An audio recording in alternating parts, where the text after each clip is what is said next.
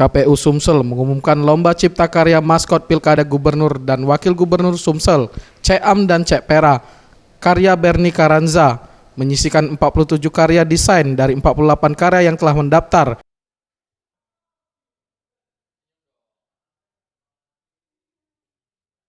Dari tanggal 18 Juli hingga 5 Agustus 2017 di KPU Sumsel. Menurut Ketua KPU Sumsel, maskot Pilkada Ceam dan Cek Pera, karya dengan tema Ceam, Ayo Memilih, dan Pera, Pemimpin Cerdas dan Amanah, telah memenuhi kriteria diantaranya orisinil, relevansi desain maskot dengan tema, dan menampilkan ciri khas dari Sumsel. Mencerminkan atribut yang sesuai dari kriteria yang dibuat tim juri.